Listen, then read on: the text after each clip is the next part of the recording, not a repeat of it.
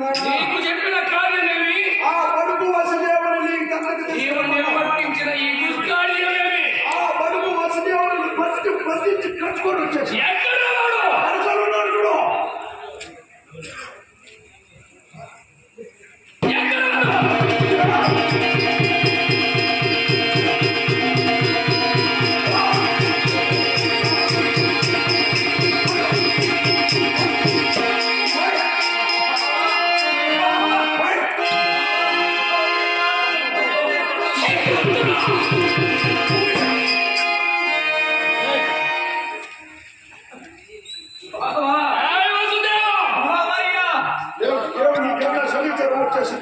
నీ నక్కవి నీవులు కట్టి పెట్టి నేను అడుగు ప్రశ్నలకు సూటిగా సమాధానం చెప్తువా సరి, లేకుండా మబ్బరికాయడం చేత నీ శివను ఖండించి ముచ్చటగా దేవుడికి వేలాడ తీసిన జాగ్రత్త.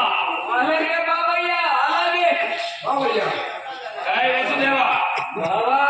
నాటి దేవుడు నా చెల్లెలైనటువంటి దేవకీదేవిని నా మదికిచ్చలేకపోయినా నీకిచ్చి పని నేను గావించి రణమునందు కూర్చొని నిలుకొని నేనే రథసారథినై పూర్వవేదులైన పడి ఊరేగించుచున్న వేళ గగనవాణి పలికిన పలుకులేమోయ్. గగనవాణి పోయి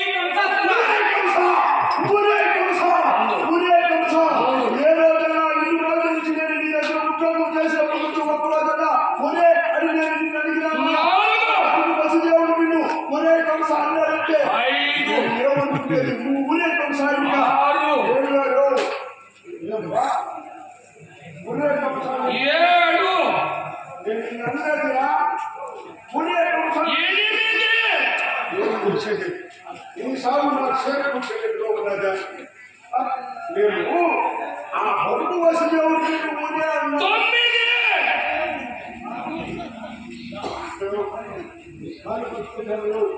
ఆయన చెప్తా ఉంటుంది.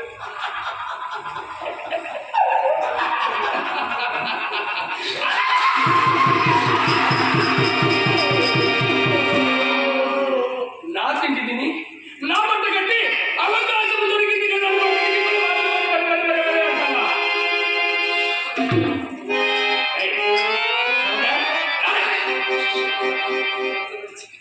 నరములైన నాలుగు నోట్లో నాట్యమాడుతున్నది కొడక పోసి ఆలోచించే జాగ్రత్త.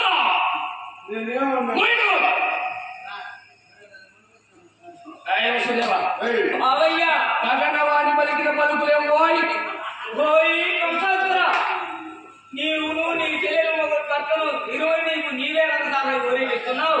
వారి కడుపు బెమ్ముకని వలన నీకు ప్రాణహాని పలికినది బావా. అతి సమయమున ఆ గగనవాణి పలుకులకు నేను వెనుకబడి నా చెల్లెలైనటువంటి దేవకీదేవిని రథము నుండి జలములోకి వచ్చి మమ్మల్ని ఐదు చేత ఆవిడ శరము కట్టిపోనగా నీవు వినమ్రుడై మదీయ పాదములపై పడి రాజేయపూర్వకంగా ఇచ్చిన వాగ్దానమేమి? బావయ్య, మీకు ఆ కడుపులో పుట్టిన బెమ్ముకల వల్ల నీకు ప్రాణహాని, కానీ మా వలన కాదు కదా. పుట్టిన బిడ్డను పుట్టినట్టే మీకు ఆహుతిస్తున్నానని చెప్పాను బావా. నిజము చెప్పి ప్రాణము రక్షింపుకున్న వసుదేవా ఇచ్చావా? బావా, పుట్టిన బిడ్డను పుట్టినట్టే ఇచ్చానే. ఎక్కడ నుంచో 6 ఇచ్చాను బావా. 6